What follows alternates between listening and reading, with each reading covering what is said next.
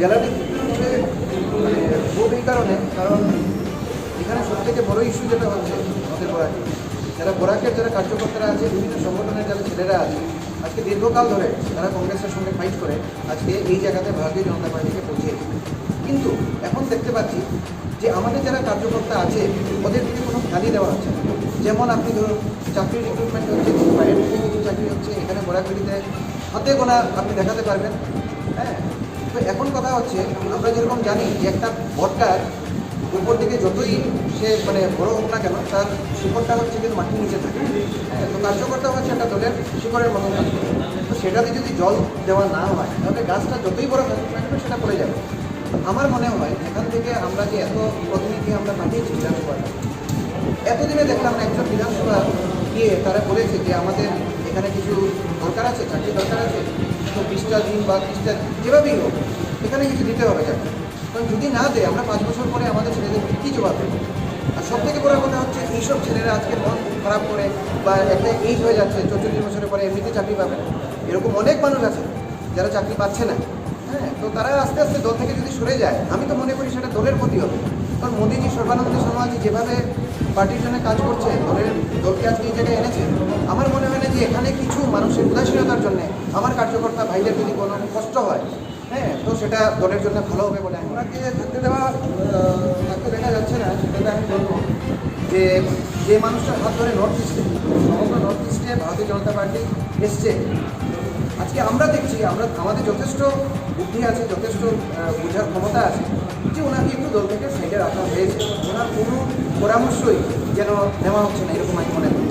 তো মহাভারতে যেরকম দেখেছিলাম যে বিশ্বপিতামাকে সহসজ্জাতে ফেলে রাখা হয়েছিল, আমার মনে হয় উনিও কোনো ষড়যন্ত্রের সহসজ্জাতে পড়ে গেছে। জেলের নেতৃত্বকে আমি একটু করবো, কারণ আমরা দেখেছি যেরকম আমাদের মধ্যে অনেকজন যখন ওনার সঙ্গে বিভিন্নভাবে আমরা কথা বলতে গেছি, হ্যাঁ, আমাদের সভাপতির সঙ্গে আমরা যখন কথা বলতে গেছি, উনি মোবাইলের দিকে চোখ রেখেই আমাদের সঙ্গে কনভারসেশন করতেন, যেটা আমার ভালো লাগতো না। কারণ আমরা দলের কার্যকর্তা, আমাদেরকে একটু রেসপন্স করে কথা বলাটা দরকার। হ্যাঁ, তো সেটাই হচ্ছে গিয়ে মেইন কথা। কারণ আমরা তো ওনাকেই বলবো, আজকে যারা শীর্ষস্থানীয় নেতারা আছে আমরা ওনাকেই বলবো। যদি ওনার থেকে যদি কোনো রেসপন্স না পাই, তাহলে বাধ্য হয়ে আমাদেরকে গুয়াহাটি যেতে হচ্ছে।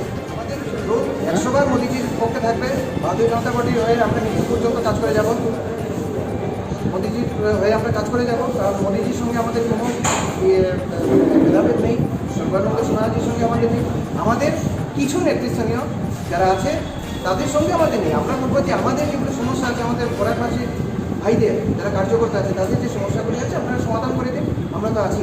আর 100 বার কাজ বিজেপি যেটা বলে সত্যি কথাই বলছে, সহনশীলতা যেটা বলছে, জিরো টলারেন্স যেটা, আমার মনে হচ্ছে নেতৃস্থানীয় যারা ন্যাশনালে যেগুলো যারা আছে, মোদীজি বলুন বা বড় বড় নেতারা বলুন, সবার কিন্তু এখানে এসে দেখানো সম্ভব না। তো এখানে কি হচ্ছে, এখানে যারা আছে তাদের দেখাটা দরকার।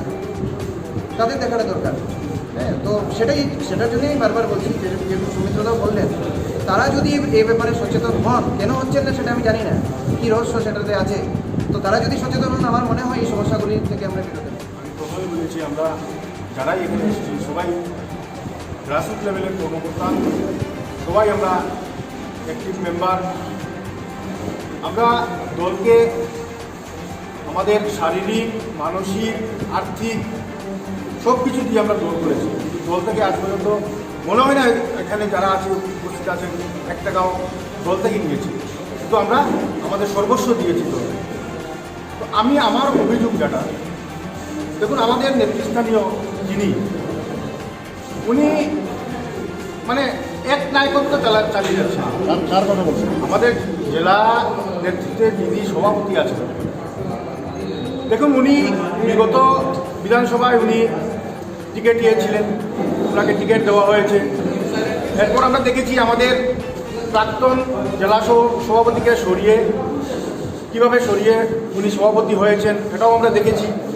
তারপর আমরা দেখেছি ওনার ভাইকে জেলা পরিষদ উনি বানিয়েছেন, তারপর ওনার ইচ্ছা ছিল চেয়ারম্যান হয়েছেন, এখন নাকি আবার লক্ষ্মীপুরের টিকিট দাবি করছেন। এটা তো আমরা মেনে নিতে পারবো না। কারণ এক ব্যক্তি যদি সব কিছু নিয়ে নেয়, আমরা কিসের জন্য আছি? আর এখানে আমরা যারা উপস্থিত আছি, আমরা কেউ এখানে এমএলএ ইলেকশন খেলার জন্য এখানে উপস্থিত হই। আমরা বিজেপি দলে আছি, বিজেপি দলকে আমরা ভালোবাসি, তাই বিজেপি দলকে বাঁচাতে আমরা এখানে একত্রিত হই। হ্যাঁ, দেখুন একটা জিনিস, আমরা পরস্পর শুনেছি ওনার অনেক প্রকল্প সম্পত্তি করেছেন এই বিগত 2 বছরে। আপনারা নিশ্চয়ই জানেন যে আমরা সাধারণ মানুষ যারা একটা ঘর বানাতে, সাধারণ একটা ঘর বানাতে কমসে কম বছর 2 বছর লেগে যায়। উনি নাকি ডিসেম্বর জানুয়ারিতে লক্ষ্মীপুরে জায়গা কিনেছেন, জায়গা কিনে বিশাল অট্টালিকা প্রায় শেষের পথে। তো আমার প্রশ্ন, একজন উনার প্রফেশন কি আমি জানি না, উনার প্রফেশন কি জানি না, কিন্তু 1-2 কোটি টাকার এত বড় জায়গা কিনে এত বড় বিশাল অট্টালিকা উনি 7-8 মাস কীভাবে কমপ্লিট করলেন, এটাই আমাদের একটা প্রশ্ন ছিল।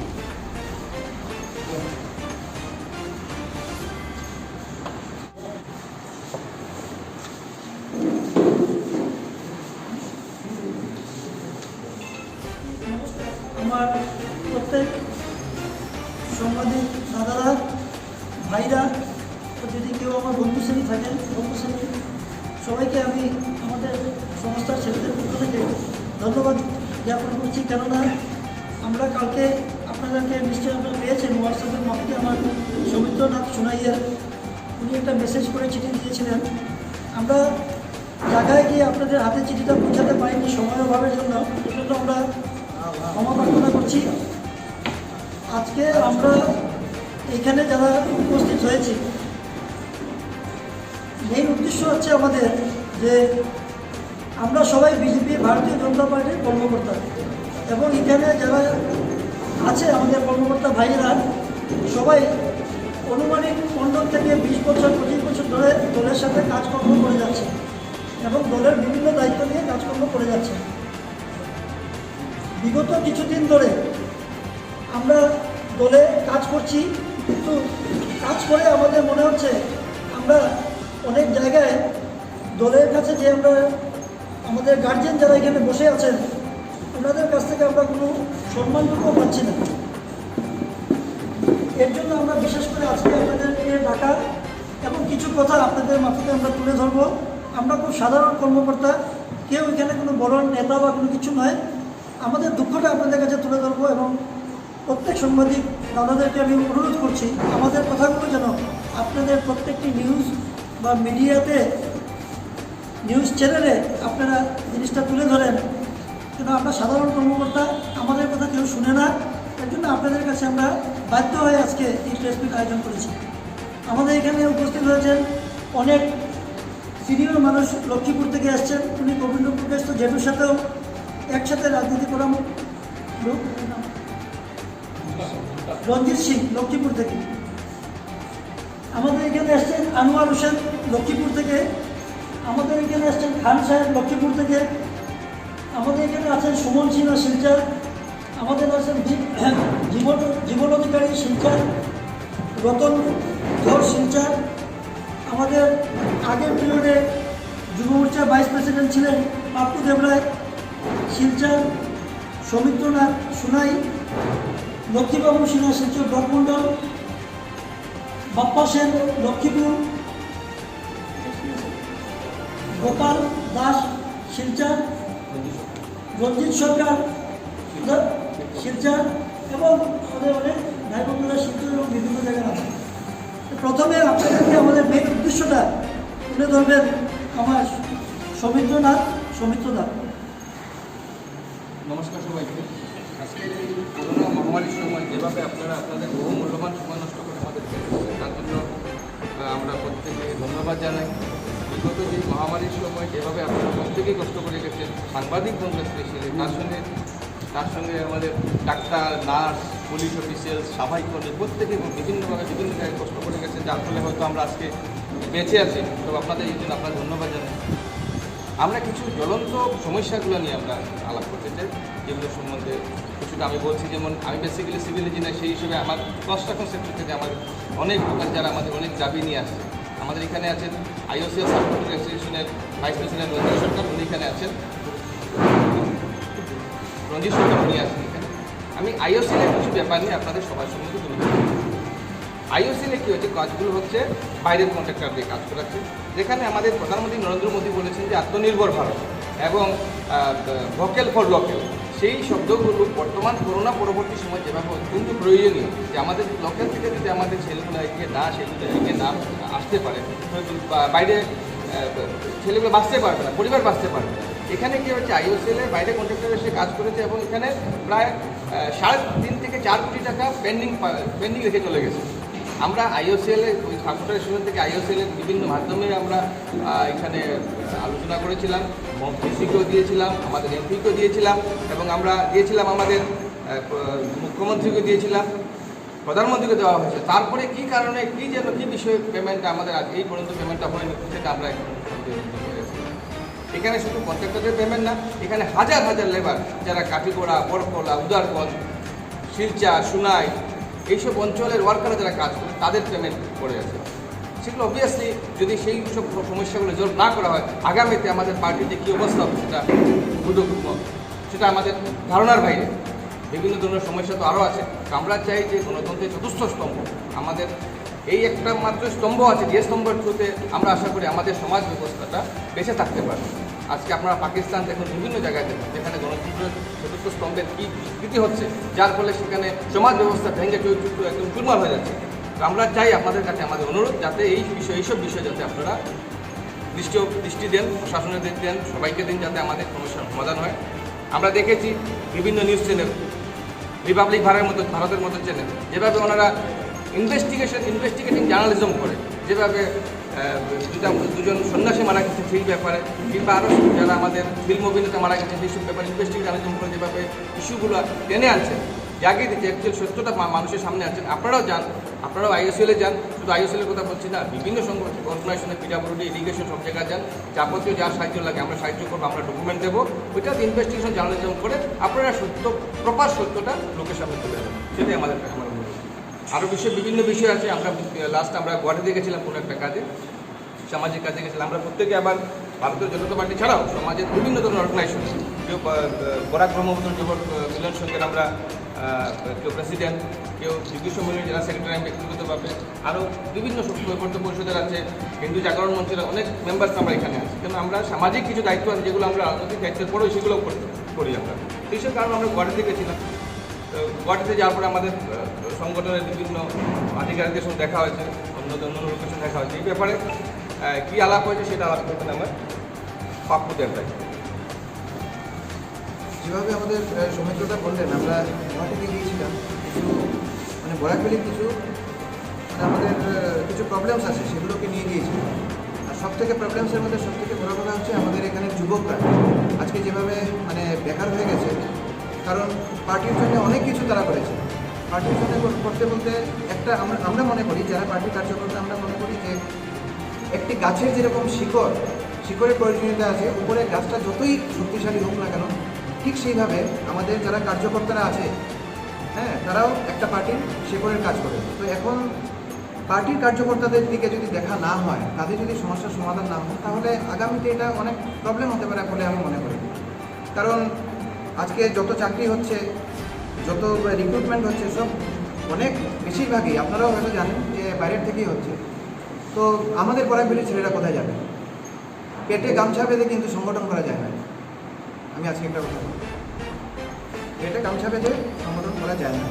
কিন্তু সেসব কথা নিয়ে যখন আমি আলোচনা করতে গেছি গুয়াহাটিতে, যখন আমরা সবাই মিলে গেছি, আসার সময় পেপারে দেখলাম, নিউজ পেপারে, যে আমাদের আমি ওনাকে খুব সম্মান করি, রেসপেক্টেড ভারতীয় জনতা পার্টির সভাপতি মহাশয়, উনি নাকি বলেছেন যে আমরা নালিশ করতে গেছি গুয়াহাটিতে। তো নালিশ সংস্কৃতি নাকি কংগ্রেস থেকে চলে আসছে, কংগ্রেসের যে নালিশ সংস্কৃতি সেটা ভারতীয় জনতা পার্টিতে ঢুকে গেছে। তো আমি একটা কথা বলবো, ওনাকে আমি খুব সম্মান করেই ওনাকে জবাবটা দেব, যে যদি সংস্কৃতিরই প্রশ্ন আসে, তাহলে এরকম অনেক সংস্কৃতি কিন্তু কংগ্রেস থেকে আজকে ভারতীয় জনতা পার্টির মধ্যে দেখা যাচ্ছে, যেটাতে আমি মনে করি একটা কার্যকর্তা হিসাবে যে আমার ভারতীয় জনতা পার্টির নাম অনেকটা খারাপ হয়ে যাচ্ছে সেটাতে, কিছু সামান্য মানুষের জন্য। যেভাবে আমি বলছি, উচ্চ পদে থাকার পরেও নিজের ভাই বন্ধুকে আরেকটা উচ্চ পদে দিয়ে রাখা, সেটাও কিন্তু একটা কংগ্রেস সংস্কৃতির মধ্যেই পড়ে। এবং বিভিন্ন স্ক্যান্ডেলগুলো যে আজকে হচ্ছে, বিভিন্ন স্ক্যান্ডেলগুলোর মধ্যে যেরকম কয়লা সংস্কৃতি বলুন, সুপারিশ সংস্কৃতি বলুন, পুস্তক সংস্কৃতি বলুন, সেই সংস্কৃতিগুলো কিন্তু মানে বিরাটভাবে আজকে এখানে দেখা যাচ্ছে। তো যারা আমাদের নারী সংস্কৃতিকে বড় করে দেখছেন, তাদের চোখে কি এই সংস্কৃতিগুলি করছে না? আমি সেটা জানতে চাই। 2 নম্বর হলো, উনি মিটিংসে এবং বিভিন্ন জায়গায় নাকি বলছেন যে, আমি জাস্ট ক্লিয়ারিফিকেশন করছি, আমি কারোর সমালোচনা করছি না এখানে, আমার বড় পদাধিকারীদের আমি সমালোচনা করছি, যে আমরা নাকি আমি অনাদি ভট্টাচার্য আমাদের আর এখানে যারা উপস্থিত আছেন, আমরা নাকি পদ না পেয়ে আজকে আন্দোলন করছি, বিভিন্ন ফেসবুকে সোশ্যাল মিডিয়াতে বিভিন্ন ধরনের এসব লিখছি, হ্যাঁ, কিন্তু সেটা পুরোপুরি মিথ্যা। আমি একটা জিনিস আপনাদের কাছে মে 6 তখন আমি ছিলাম ভাইস প্রেসিডেন্ট পার্টির, তখন আমি দেখেছি মে মাসের 6 তারিখে বিমলাংশু কাকুকে আমি প্রশংসা করে লিখেছি এটাই, যে কংগ্রেসের সময় তিনি যখন এমএলএ ছিলেন, তিনি অনেক কার্যকর্তার জন্য অনেক কিছু করেছেন, যেটা 10 বছর পরেও আজকেও মানুষরা বলেন যে বিমলাংশু রায় অনেক কিছু করে গেছেন।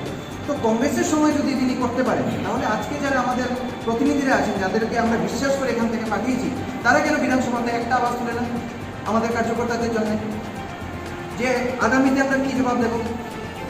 আমাদের চাকরি লাগবে, ওদের জন্য কিছু করতে লাগবে। বিভিন্ন ধরনের ডিপার্টমেন্টে আমি দেখেছি যারা পুঁজিপুতিরা আছে, তারাই টেন্ডার করছে, সাবমিট করছে। তাহলে আমাদের ছেলেরা কোথায় যাবে?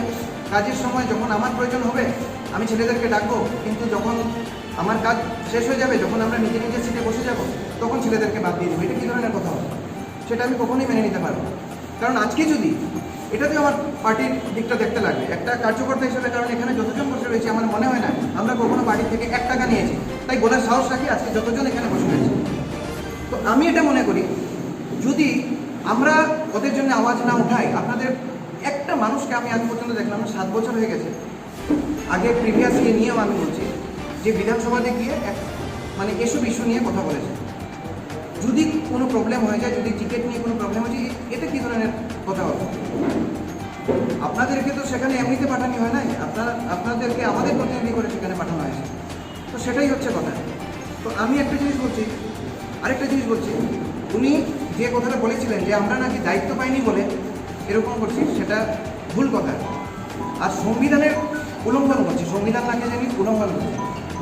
তো আমি বলছি, সংবিধান আমরা উল্লঙ্ঘন করিনি, পার্টির যেটা সংবিধান আছে আমরা উল্লঙ্ঘন করিনি, আমাদের বড়রা হয়তো করছে, সেটা আমি ওনাদের উপরে ফেলবো না, কিন্তু আমার মনে হচ্ছে ওনারা করছে। যেরকম এখানে লেখা আছে সংবিধানের ধারা 12, এটা আমার সংবিধানের কাগজটা, পার্টির যেটা ভারতীয় জনতা পার্টির সংবিধান আছে সেটা, সেখানে লেখা আছে পার্টির সদস্য হতে হবে। যুব মোর্চার যেটা পোস্ট এখন দেওয়া হয়েছে, আমি অমিতেশ চক্রবর্তী আমার ছোটো ভাইয়ের মতো, আমি অমিতেশ চক্রবর্তী নিয়ে কথাই বলতাম না এই নিয়ে, কিন্তু নিজেকে ক্লিয়ারিফিকেশন করার খুব প্রয়োজন আছে বলে আমি মনে করি। কারণ নাহলে মানুষের কাছে সেটা বোঝাবে যে আমরা দায়িত্ব পাইনি বলে আজকে এইসব জিনিস করছি, সেটা টোটালি ভুল।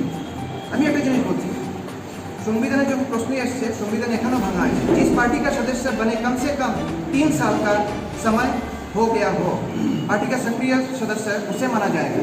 একটি মেম্বারশিপ যাদের আছে 3 বছর একটিস থাকতে লাগবে। তো অমিতেশ চক্রবর্তী 19 জুন বা ফেব্রুয়ারি এরকম এসেছিল, কোনোভাবেই ও 3 বছর হয় না। ঠিক আছে। 2 নম্বর হচ্ছে मोर्चा और प्रकोष्ठ के राष्ट्रीय प्रादेशिक तथा जिला कार्य समिति में केवल सक्रिय सदस्य का ही नामांकन किया जाएगा। যেসব প্রেসিডেন্টাল লেভেলে যেগুলো পদ আছে, যে কোনো মোর্চাই হোক, সেটাতে পার্টিসিপেট করতে গেলে বা সেটা হতে গেলে আপনার মিনিমাম 3 বছরের একটি মেম্বারশিপ থাকবে, যেটা ওই ভাইয়ের নেই। তো আমি সবার কাছে মাপ চেয়ে নেবো এটার জন্যে, যে আমি একজন বড় ভাই হিসাবে আমাকে আজকে এই কথা জানতে হলো, এই কারণে, কারণ আমাদের বড়রা কিছু জায়গাতে ভুল করেছে, তো আমরা সেটা আওয়াজ তুলব।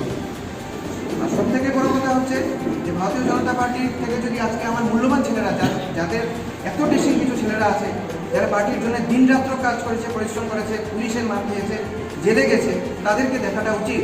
আজকে আমি কিছু ছেলেদের বাড়িতে গিয়েছিলাম কদিন আগে, গিয়ে দেখি ছোট ছোট বাচ্চা আছে, ঘরে খাওয়া নেই, উপর থেকে চাল থেকে জল পড়ছে বিছানাতে, ঠিকমতো ঘুমাতে পারছে না। এটা কি একজনও কি নেতা সেটা তখন দেখার প্রয়োজন মনে করে না? এত স্কিম আসছে, মোদিজি তো সব কিছু করছে, কিন্তু সেই স্কিমগুলো সবার হাতে পৌঁছে দেওয়ার দায়িত্বটা কার? সেটাই আমার প্রশ্ন। তো এটাই বলছি, আগামী দিনে যাতে এসব দিকে নজর দেওয়া হয়, আর না হলে সেটা দলেরই ক্ষতি হবে। দলের এন্টি আমরা করছি না, আমরা গর্ববোধ করি আমরা ভারতীয় জনতা পার্টির কার্যকর্তা। কিন্তু আজকে যদি মানুষরা রুষ্ট হয়, আমার যুবক ভাইরা রুষ্ট হয়ে যদি দল থেকে চলে যায়, তাহলে ক্ষতিটা কার হবে? সেটা দলেরই হবে, নেতাদের হবে। তো তাই আমি বলছি এসব দিকে নজর রাখাটা উচিত, সেটাই আমার বক্তব্য। কি বলবেন? অভিভাবকরা এখানে যারা প্রেসিডেন্ট, হ্যাঁ গুয়াহাটিতে গেছিলাম, না ওইটাই আমি বলি, গুয়াহাটিতে আমরা গেছিলাম নালিশ জানানি লেগে। এখানে যেটা কিছু ইস্যু আছে সেই ইস্যুগুলি আমরা এখানে জানিতে গেছিলাম। তো আমরা যারা যদি এখানে অভিভাবকরা আছে তাদের সঙ্গে যখন আমরা কথা বলতে যাই, তারা আমরা চোখে দিয়ে মানে তাকে কথাই বলি, এত ব্যস্ত তারা মোবাইল হাতে নিব, এইভাবে কথা কইতে কইতে, যেরকম আমি কার্যকর্তা না একজন চাকর, সাইডে দাঁড়াইনি থাকবো, তাদের সঙ্গে কথা বলবো, তারা মোবাইলের দিকে চোখ রাখি আমাদের সঙ্গে কথা বলবো, এরকমভাবে আমরা এবার এই কথা কোয়েশ্চেন কিনা আমার ঠিক জানা নাই। কারণ মোদিজি, আমার যতটুকু জানি, মোদিজি কার্যকর্তারা এটা খুবই সম্মান করে, এটা মোদিজির বহিঃপ্রকাশ দেখলে বোঝা যায়।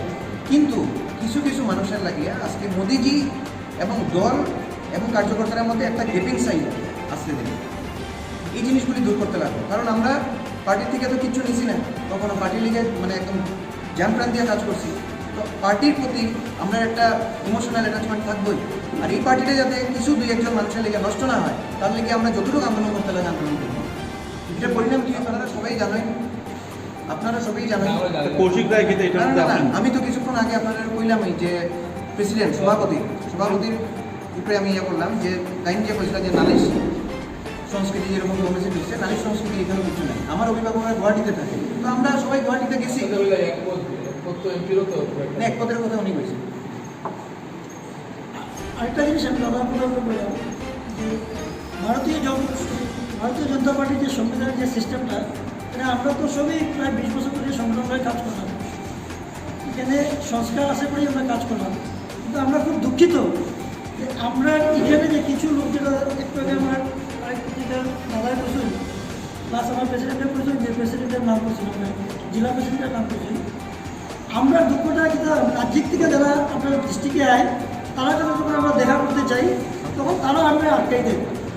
এখানে জেলার নেতৃত্বে যারা আছে তারা আটকাই দেয়, সাধারণ কর্মকর্তারা তারা এখানে যাইতে দেয় না। সবচেয়ে বড় প্রবলেম, আমরা প্রবলেম করে তারা কাছে এখানে যায় 100% আমরা যে সংবিধান আছে সব কিছু ঠিক হয়ে যাবে। আমরা এখন মানে না পারিয়া আমরা উপরের লেভেল অব্দি যাইতেই পারলাম না। দরজার সামনে ঢুকতে গেলে দেখা যায় কেউ না কেউ আসে, তোমরা কেন আইসো যেটা লাগি। তারপরে আমরা যদি কোনো কারণে ঢুকে যেতে পারি, তারপরে তারা পর যে এরা তো অমুক তমুক করিয়া আমরা ড্যামেজ করা হয়। এই ক্ষেত্রে আমরা বাধ্য হয়েছি যে পত্রিকার মাধ্যমে যদি আমরা রাজ্যের কমিটি দেখুন বা ইন্ডিয়া লেভেল কমিটি দেখুন, তখন যদি তারা আমরা ডাকুন, আমরা দুপুরে তার কাছে প্রকাশ করতে হবে। আমরা অনুরোধ আপনাদের কাছে, যদি আপনারা এটা করিয়া দিতে পারবেন, এই সাধারণ কর্মকর্তারা যদি আপনারা মিডিয়াতে সুন্দরভাবে আয়, আমরা নিশ্চয়ই আমরা বিশ্বাস আমরা রাজ্যের কমিটি ডাকবা, এটা একটা সমাধান হলো। আর আমরা সব দলের লোকই থাকতে চাই, আমরা দলের কর্মকর্তারা আসি থাকবো, মৃত্যুর আগ অবধি আমরা দলেই থাকবো। কিন্তু দলের ভিতরে যদি কেউ অন্যায় করে, দলের ভিতরে যদি কেউ হ্যাঁ না, যদি দলের দরকার না থাকে আমরা বার করে দেবো, আমরা বাড়তাম না, আমরা দলের তো ক্ষতি করছি না। আজকে যদি মনে করে আমরা প্রেস মিট করছি, আমরা দলের ক্ষতি করছি, ডেফিনেটলি আমরা বার করে দেবো। আমরা চাই দল আগে যেহেতু নরেন্দ্র মোদী প্রধানমন্ত্রী থাকতো, সর্বানন্দ সভাপতির হাতে মুখ্যমন্ত্রীত্ব দায়িত্ব থাকতো। আর না, আমরা জেলার বিরুদ্ধে, আমরা সংগঠনের জেলার বিরুদ্ধে, আমরা কিচ্ছু না, আমরা একটু আদর ভালোবাসার দরকার, এটাও আমরা পাইলাম না। আজকে 20 বছর যদি বিজেপি পার্টি করে যদি আমরা কুকুর ছাগলের মতন যদি পার্টি হিসেবে ব্যবহার পাই, স্বাভাবিক আমরা দুঃখিত। আর দায়িত্ব আপনার সামনে আজকে কেউ আমরা একটা স্ট্যান্ড নিছি, আমরা সব কর্মকর্তা, এটা লাগে আমরা বলছি যদি আজকে আমরা পিতামহ ভীষ্ম জেঠুর কাছে যদি আমরা যাই, বা যে কোনো আমরা এমএলএর কাছে যাই, এমপির কাছে যাই, তখন যেটা হয় রাজনৈতিক শব্দটা আছে লবিবাজি হয়ে যায়, এরা অমুক লোকে। আমরা একটা স্ট্যান্ড নিছি, আমরা কর্মকর্তা, পার্টি যারা টিকিট দিব আমরা দলে তার লাগে কাজ করবো, পার্টি যারা টিকিট দিয়ে জিতে লাগবো আমরা সবাই মিলিয়ে কাজ করবো। এখানে আমরা কোনো ইয়ে নাই যে আমরা অমুক লাগে তমুক লাগে, এটার লাগে আমরা কোনো স্ট্যান্ড দিচ্ছি না, শুধু এমএলএর কাছে গেছি না, এমপির কাছে গেছি না, আমরা সংগঠনের কর্মকর্তা, আমরা ফাইট সংগঠনের লোক। আর আরেকটা জিনিস হইল যে আপনি যে কইলা যে পিতামহর কথা, পিতামহরেও আজকে যে মানুষটা আজকে পুরো নর্থ ইস্টের মধ্যে ভারতীয় জনতা পার্টিকে প্রতিষ্ঠা করছে, আজকে সেই মানুষটারেও আমরা মনে করি যে একটু সাইড করিয়া রাখা হয়েছে। হ্যাঁ, তাদের কথা কোনো শোনা হয় না, তাদের কোনো পরামর্শ নেওয়া হয় না। এই জিনিসটা সত্যি দুঃখজনক ব্যাপার। কারণ আমরা ছোট, আমরা বড়রা থেকে দেখিয়া শিখবো। আজকে যদি দেখি আমার বড়রা আরও তার বরিষ্ঠ নেতার সঙ্গে এরকম করে, তাহলে আমরা কী ধরনের আচরণ করবো? আমরা থেকে কিছু ভালো আশা তো নিশ্চয় করা যায় না। আজকে যেরকম বিশ্বপিতামা যেরকম মহাভারতের ষড়সজ্জার মধ্যে শুয়ে রয়েছিল, তাই এখানে ইয়ে করা হয়েছিল, আমার মনে হয় আমার বিশ্বপিতামা এখানে তাইলে ষড়যন্ত্রের ষড়সজ্জার মধ্যে ছিল। একটা প্রশ্ন, এতদিন সরকার চলল, উন্নয়ন প্রগতি, সরকারি পরিকল্পনা, বড় বড় প্রজেক্ট, অনেকগুলো বোম ফাটা নিল, অনেকগুলো বাস্তবায়ন হলো, এতদিন আপনার আওয়াজটা সোচ্চার হয়নি কেন? হঠাৎ করে বিগত এক মাস ধরে দেখা যাচ্ছে এই বিষয়টা। তো সেখানে কি আপনাদের কোনো স্বার্থ নিহিত রয়েছে, যেখানে আপনারা পরিপন্থাভাবে সেটা উদ্ধার করতে পারেননি বলে আজকে এভাবে ছড়াচ্ছেন? কতটা আসছে বলে না, এই বিষয়টা ঠিক সেরকম না। ব্যাপারটা অনেক দিন আগে থেকে চলতেছিল, তবে আপনার মাধ্যমেই জনসাধারণ জানছে। বর্তমান যে করোনা পরবর্তী সময়ে যে পরিস্থিতি সৃষ্টি হয়েছে, সারা বিশ্বের খোরাকের অবস্থা খুব খারাপ অবস্থা। মানুষের ঘরে পয়সা নাই, মানুষ খাইতে পারতেছে না। দোকানে গেলে কোনো দোকানে যদি 2000 টাকা দিয়ে সেল দেখো, সেই দোকানে এসে 50 টাকা 100 টাকা সেল আছে। সবজি বাজার যেগুলো সবজি করতে বাজার থেকে সবজি নিয়ে আইছে, সেই সবজিগুলো লাঠি মারে ফেলানো হতেছে। সেই সবজিগুলো বাজারে চলতেছে, এরা বাজার করতে পারছে না। তারা আলটিমেটলি কী করতেছে, তারা চুরি করতে লাগে। সেই যে পুরুষ, আমার সবাই এখানে পুরুষ আছে, এই পুরুষ সমাজের আমরা তো একটাই, আপনারাই আছেন, আপনারা ডিউটি করে, আমরা ডিউটি করলাম, কিন্তু আলটিমেটলি ইভিনিং কী করতে লাগে, we are with our babies, our wife, আমাদের ফ্যামিলিরা মিট আপ করতে লাগে। যখন এগুলো করতে পারছে না, তখনই তারা দে আর গোয়িং টু নেগেটিভ হয়ে। বিভিন্ন জায়গায় আমরা দেখছি, যেমন কয়লার ব্যাপার নিয়ে তো জনসাধারণ অ্যাগ্রেসিভ হয়েছে, সাংবাদিকরা একটা অ্যাগ্রেসিভ হয়েছে। তারপরে পুস্ত, যেটা আমার আগের রাখেছেন সাংবাদিক, তারপরে আপনার সুপারি, এবং রিসেন্টলি দেখতেছি যে অস্ট্রেলিয়ান প্রাণী যেগুলো, অ্যানিমেল যেগুলো আছে, ওই অস্ট্রেলিয়ান অ্যানিমেল আইয়া শিলচরে অলিতে গলিতে ঘুরে এবং যে চিড়িয়াখানা স্থান পায়। ক্যাঙ্গারুর মতো প্রাণী একটা আই যেতেছে এখানে। এই ইস্যুসগুলো বড় ভয়ঙ্কর দিক নির্দেশ করে। আজকে বিজেপি হোক, কংগ্রেস হোক, আমি হই, আপনারা হই, প্রত্যেকে কিন্তু এই সমাজে বাঁচি আছে। এই সমাজে বাঁচার মতো, এই সমাজে বাঁচতেছি, অক্সিজেন পাইতেছি। সেই যদি স্পষ্ট অক্সিজেন না পাই, আমরা কোথেকে বাঁচব? আমরা এটার প্রতিবাদ হোক আর যাই ভাবে, যেভাবে আপনি নিতে চান, পজিটিভ নিলে পজিটিভ, নেগেটিভ নিলে নেগেটিভ, আমরা চাই সমাজটা সুস্থভাবে আসুক। আমাদের ছেলেরা যারা বাইরে বাইরে কাজ করছে, কেউ বেঙ্গালুরে, কেউ অন্য কোনো জায়গায় আছে, এরা এগুলো কিছু পাইতেছে না। আপনি কৃষিকাজের ব্যাপারে দেখেন, কৃষিকাজের ব্যাপারে কী অবস্থা হচ্ছে সেটাই জানেন। এডুকেশনে কংগ্রেস আমলে কোটি কোটি টাকার কেলেঙ্কারি আছে, সেই কেলেঙ্কারিগুলো কীভাবে উঠতেছে, সেইগুলো সঠিক জায়গাতে কেনে এগিয়ে যেতেছে না। এটার জন্য এটার ব্যাপারেও দেখা উচিত। যেমন টেটের ব্যাপারে আছে, হিন্দি মিডিয়াম টেট আছে, যারা যারা টেট পরিষ্কার পাস করছে 2014-এ কংগ্রেস গভর্নমেন্টের সঙ্গে ত্রিপুরা করে তারা টেটে পাস করে আইসে তারা। তারপরে টেটে পাস করতে আসতে তাদের নাম এখন 2020 হয়ে গেছে, তাদের অ্যাপয়েন্টমেন্টটা হয়েছে না। ওরাকে 300 ছেলে আছে, 300 ছেলে না দাদা, 300 পরিবার আছে। সেই 300 পরিবারের মানুষরা যাদের এখন হচ্ছে কি, এজ কন্ডেম হয়ে গেছে, তাদের এজ বাড়ি গেছে, এই 300টা ছেলে বাঁচবো কেমন? প্রতিটা সেক্টরে আপনার ভুবন পাড়ে গাছ করে, আজকে আমি দেখলাম ফেসবুকে কোনো দাদা দিয়ে আছে, ভুবন পাড়ে গাছ কাটা হচ্ছে, যেগুলা গাছগুলো নাকি ফরেস্টে আটকাই রাখছে। এই ব্যাপারটা কীভাবে, এই গাছগুলো কীভাবে অন্যরা কীভাবে কাটতে পারে, কেন এখানে নিয়ম সিস্টেম মানা হইতেছে না? এমবিআই গেট একটা পড়ছে আপনার লাইলাপুর এমবিআই গেট, সেই এমবিআই গেট সম্বন্ধে বিভিন্ন ধরনের সমস্যা। আর সিনটেক্স নেওয়া যেতেছে, সিনটেক্সগুলোকে ওভারলোডের মধ্যে আটকেছে। আমরা যেহেতু এই সামাজিক সেক্টরে আছি, হয়তো আমরা রাজনৈতিকভাবে আমরা ব্যক্তির সঙ্গে জড়িত, কিন্তু সামাজিকভাবে সবার সঙ্গে জড়িত, দাদার সঙ্গে জড়িত, সবার সঙ্গে জড়িত। তো আমরা চিন্তা করতে আমার সমাজ কীভাবে চলতে পারে, সেই সমাজ যেতে পারতেছি না। ফোন করলে না এমবিআই গেট মনে ব্যাপার না। আমি যদি আইওসিএলের কথা বললাম, আইওসিএলে আমাদের যে প্রোটেক্টার যারা কন্ট্রাক্টর, আমাদের যে যারা ফাইন্যান্স করছে, সেই ফাইন্যান্সার অনেকটা আছে। আপনার মিটু ঘোষ, আপনার টপসেম সিমেন্ট, রূপম শাহ, আমাদের state vice president Rupam Shah, ওনারা পার্সোনালি আমাদের ফাইন্যান্স করছেন। ওনাদের ফাইন্যান্স করছেন, সিমেন্ট দিচ্ছেন, রড দিচ্ছেন, বালু দিচ্ছেন, পাথর দিচ্ছেন, অনেকে আছে। আজকের দিনে আমরা তাদের পেমেন্ট করতে পারতেছি না, তারা তাদের লেবার ওয়ার্কারের পেমেন্ট করতে পারতেছে না। তারা স্টাফ সার্টিফিকেট বাইক দিয়েছে, স্টাফ সার্টিফিকেট কী হইব যে কিছু করছে, স্টাফ সার্টিফিকেট স্টাফ পেমেন্ট করতে পারে না। দে আর সাফারিং ফর আস, আমাদের জন্য। আমরা সাফার করতেছি because of the company suffer করতেছে বিকজ অফ আইওসিএল। আর IOCL is doing that because of আমাদের প্রশাসনিক স্তর এত দুর্বল যে নরেন্দ্র মোদীজি যে স্বপ্ন, আমাদের সামাজিক স্বপ্নটা চুরমার করে দিতেছে। এখন কথা যে সেই জন্য পেমেন্ট দেওয়াটা, আমরা কি আমাদের কাছে 3টা রাস্তা আছে। আজকে সংবাদ মাধ্যমে 3টা রাস্তা আছে আমাদের কাছে। একটা রাস্তা আইদার আমরা যাদের কন্ট্রাক্টর যারা পেমেন্ট আছে তারা বলতে আমরা আপনাদেরকে উঠতে পারতাম না, আপনারা যা ইচ্ছা তা করুন। যেটা কি সম্ভব? আমার ভাইয়ের কাছে, আমার কেউ কাছে জিনিসটা করতে পারুন। সেকেন্ড স্টেজটা কি আছে যে আমি সুইসাইড করে মরতাম আমরা।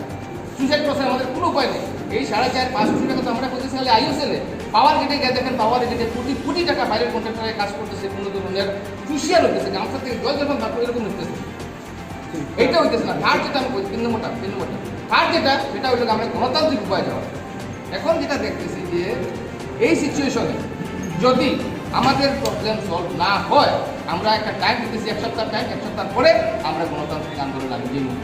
যদি আমার পেটে যদি খাবার না থাকে, আমার পরিবারের পেটে না থাকে, আমি কীভাবে আমার সমাজের সঙ্গে থাকবো, আমার বিষয়ের দুনিয়ার সঙ্গে থাকবো? I have to sustain my self, we have to sustain our self. আজকে এখানে আমার মুখ্য উদ্দেশ্য হলো আমরা প্রত্যেকে নিজেরা বাঁচাইবার লেগেছি এবং গণতন্ত্রের আপনারা নেওয়ার কথাটা হলো কি আপনারা সুস্থভাবে জিনিসটাকে পজিটিভভাবে দিন আজকের পর থেকে যাতে অন্যদের একটা গ্রুপ লেখা কন্ট্রাক্টরের কথা যখন আইসি একটা প্রশ্ন যেদিন পত্রিকা বাইরে যে আপনারা গাড়ি ভর্তি কিছু গুয়াহাটি পত্রিকার নিউজটা পড়েছিল যে গাড়ি ভর্তি করে আপনারা নাইট সুপার বুক করে গেছো। এরপরে এদিন আমরা নেতৃস্থানে কোনো ব্যক্তিকে জিগাইলাম যে বিজেপির মধ্যে এই যে সমদলীয় কর্মকর্তারা এইভাবে টাকার ব্যবহার করে এটার কারণ কি? তখন প্রত্যক্ষ হোক আর অপ্রত্যক্ষভাবে হোক বলা হয়েছে যে ঠিকাদারির ভাগ বাটোয়ারা নিয়ে এই দরবারটা শুরু হয়েছে। বিভিন্ন প্রজেক্টে ঠিকাদারি নিয়ে একটা কেবল চলে ইন্টারনালি, যেটা কেউ প্রকাশ্যে আনতে চান না, রাজনৈতিক ছবিটা নষ্ট হয়েছে। এই ব্যাপারে আপনার কী হবে? এই ব্যাপারে আমি ব্যক্তিগত হিসাবে আমার নাম সৌমিত্র নাগ, কনস্ট্রাকশন সেক্টরে সবাই মোটামুটি জানে আমার। হ্যাঁ, যদি আমার নামে মিনিমাম কেউ একটা এলিগেশন লাগাইতে পারে, এটা single allegation, I will leave all sector, any হবে, এনি যে কোনো একজন ব্যক্তি দেখাতে হবে। বরাক ভ্যালিতে আমি তো বিগত 25 বছর ধরে আছি। কনস্ট্রাকশন সেক্টরের যত কন্ট্রাক্টর আছে সব কন্ট্রাক্টরের কীভাবে ওদের tendering from concept to commissioning, আমাদের মূল কনসেপ্ট টু কমিশনিং, যেখানে কিছু নাই সেখানে কনস্ট্রাক্ট করা, জঙ্গলের মধ্যে কিছু নাই সেখানে রাস্তা বানানো, ইউ হ্যাভ দ্য গ্রেট আমাদের বেশন আজকে ইঞ্জিনিয়ার্স ডে, যেটা আমরা গর্ববোধ করতে পারি। স্পেশাল ডে মানে বরাত পাওয়া নিয়ে কোনো দরকার নাই, এইসব কোনো ইস্যুই নাই, কার সঙ্গে কোনো বরাত নাই। আমাদের যত কন্ট্রাক্টর আছে সব কন্ট্রাক্টরে আমরা সাহায্য করি। সমাজে যে কেউ, খাস করে যে আপনার সাংবাদিক বন্ধুরা যে কোনো সমস্যা দাদা আমরা আছি, আমরা সাহায্য করার লাগে। তখন সাংবাদিক বন্ধুরা তখন দেখবো যে আমাদের দাদা, আমার যে দাদা আছে আপনারা সাহায্য করুন। আমরা একদিন একদিন আর একটু সাহায্য না করি আমরা সমাজে বাঁচতে পারবো না। দাদা অক্সিজেন লাগে, প্রপার অক্সিজেন লাগে।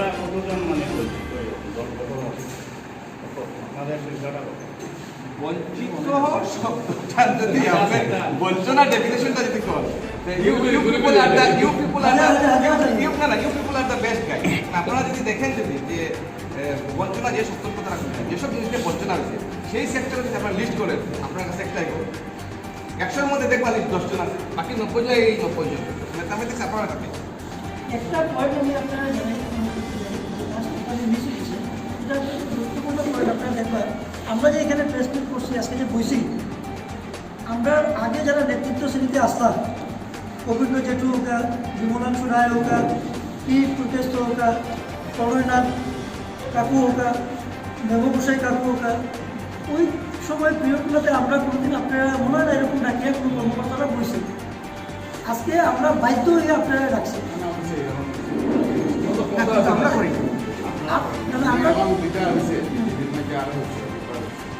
আজকে পড়লেও আপনারা একটা জিনিস আপনারা ভালো করে জিনিসটা পয়েন্টটা দেখবেন। ওই সময় হয়তো কোনো এমএলএ বা অন্য কিছু তারা মধ্যে হইতে পারে, আজকেরটা পুরো ডিফারেন্ট। আমার কাছে রাজনীতিতে বিজেপির মধ্যে খালি কর্মকর্তা এসে আমরা গ্রাসরুট কর্মকর্তা, আমরা বারে বারে হাতের করে আপনারা করলাম, আমরা গ্রাসরুট কর্মকর্তা আজকে 15-20 বছর ধরে কাজ করলাম। এটা লাগে আমরা দুঃখ কষ্টটা আপনারা করার লাগে এটা করছি। বাকি ব্যক্তিগত এখানে কেউ আমাদের কন্ট্রাক্টারিও নাই, কেউ কোনো কিছু করছে না। যদি সবচেয়ে বেশি যারা যারা এখানে মারছে আপনার নামটা নোট করে নেবেন। আর আমরা প্রতি এমএলএ বা সংগঠনে যারা যারা বড় বড় দায়িত্বে আসেন তারা জিজ্ঞেস নেবেন যে তারা প্রফেশন কীটা, তারা কীটা করে। আর যদি কোনো এমএলএ এমপি এক্স বা বর্তমানে রুলিং যদি পেয়ে দেয় যে তারা এই কন্ট্রাক্টারি করে এই কাজ করে, আপনার সামনে আবার আমরা বলবো আপনারা যা জিজ্ঞাসা আমরা জিজ্ঞাসা করবো, ঠিক আছে?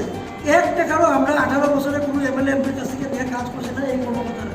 আমরা একটা জিনিস, আমরা দলরে ভালো পাই, আমরা বিজেপিরে ভালো পাই, আমরা অটল বিহারী বাজপেয়ীরে ভালো পাই, মোদীজিরে ভালো পাই, নরেন্দ্র মোদীজিরে ভালো পাই, সর্বানন্দ সরকারজিরে ভালো পাই, আর সংগঠনের আদর্শকে ভালো পাই। ঠিক আছে, আপনারা বললাম। আমার একটা কথা আছে, অ্যাকশন নিলে আমরা যেরকম কর্মকর্তারা বসি, আমরা পরবর্তী যেটা স্টেপ আপনারা সংগঠিত ফোর্স হয়ে গেছেন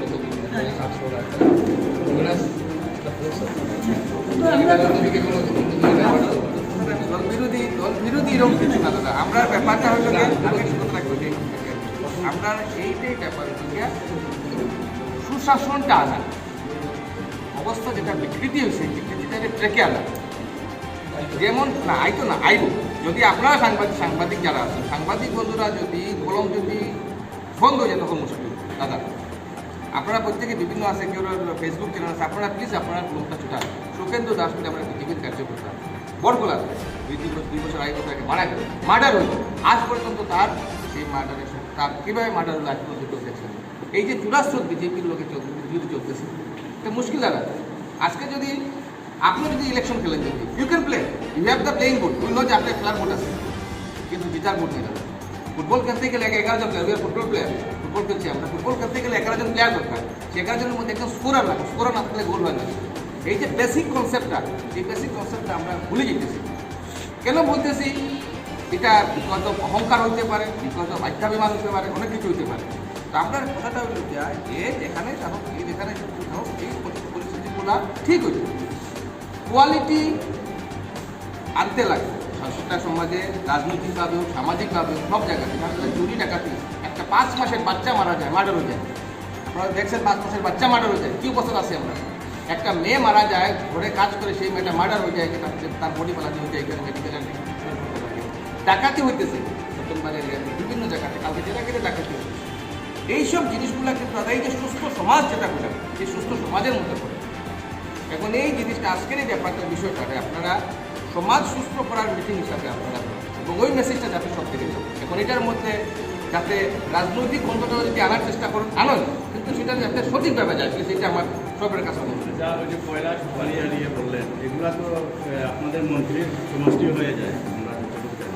না না, কয়লা তো না না, কয়লা মিজোরামে কোনো মিজোরাম না, মানে কয়লা সুপারি এবং অন্যান্য জিনিস না, মন্ত্রীর সঙ্গে আপনারা না, মন্ত্রী সমষ্টি হয়ে যায়, কিন্তু মন্ত্রী সমষ্টি যে রাস্তাটা, ওই রাস্তার মধ্যে আমরার মতো জনসাধারণ আছি। আমরার মতো জনসাধারণ যারা আছে তারা ওই রাস্তার মধ্যে তারা বাড়ি। এখন আমরাই মন্ত্রী বানাই, আমরাই নেতা বানাই, আর আমরাও তারা বানাইছে হয়তো ছোটোখাটো মানুষগুলো যেখানে এই আমরা এই কথাটা বলতে পারছি। এমন হতে পারে কোনদিন আমারও আটকায় রাখে, তোমার তুমি তারা গাড়িগুলো বন্ধ করছে। যেটা কয়লা আপনার কাঠিগোড়াতে ঘরটাই মধ্যেছে, শিলচারে 3 দিন আগে 4 দিন আগে কি একটা গাড়ি ধরা পড়লো। তো আপনারা জানেন সব কিছু জানিয়ে প্লিজ আপনারা দাদা আপনারা একটু মুখ খুলুন। আপনার কথাটা ঠিক আছে, মুখ না খুলে আপনারা কলম খুলুন, কলমটা একটু স্পিড বাড়ান। আপনারা লাগলে কালি লাগে, চেলপার কি লাগে, কি লাগে, লিঙ্ক আমরা দিয়ে দেবো যাতে আরও স্পিড বাড়ে। প্লিজ দাদা, এটা ঠিক অন্যদিকে নিবার আপনারা, এটাই আজকের বৈঠকটা যাতে এমন মানে এমপি লাগে। আচ্ছা, আপনার কথার মধ্যে একটা জিনিস আছে যে পার্টিতে 3 বছরের প্রাইমারি মেম্বারশিপ থাকার পরে তারে অ্যাক্টিভ মেম্বারশিপ দেওয়া হয় বা কোনো পোর্টফোলিও দেওয়া হয়। এমন তো অবস্থা দেখা যাচ্ছে বিগত দিনে এবং বর্তমানকালে বিভিন্ন দল থেকে মানুষ বিজেপিতে জয়েন করছে এবং আবার লগে লগে তারা পোর্টফোলিও দেওয়া হয়। অথচ আপনারা যারা এক্সিস্টিং বা ফাউন্ডার বিজেপি যারা আছে এরা ডিপ্রাইভ হইতেছে, এরা মেম্বারশিপও থাকে, তারা কেউ দেখেন না। এরকম আপনারা কোনো যোগ বা কোনো আলোকপাত করবা নেই? এই জিনিসটা এই জিনিসটা আমি আপনার ক্লিয়ারলি করে দিই। সংগঠনের সিস্টেম হলো যদি এরকম কেউ আনা হয়, এমনও সংগঠনের সিস্টেম আছে যে মনে করেন আজকে আমার আনা হয়েছে, আজকে কাছারে ভাইস প্রেসিডেন্ট বা প্রেসিডেন্ট বানাই দেওয়া হয়েছে। এটা পার্টির একটা গ্যাপ আছে, কিন্তু এটা কেরা করতে পারবো, এটা রাজ্যিক কমিটিও করতে পারবো, ডিস্ট্রিক্ট কমিটির এই পাওয়ার নেই। মোর্চার লেভেল যেটা, মোর্চার লেভেলে এই পাওয়ার নেই। রাজ্যিক কমিটি যদি চায় যে কাছার থেকে আজকে আমার নিয়ে অমুক জায়গাতে নিত গিয়া আমি পার্টিতে এসে করতে পারি।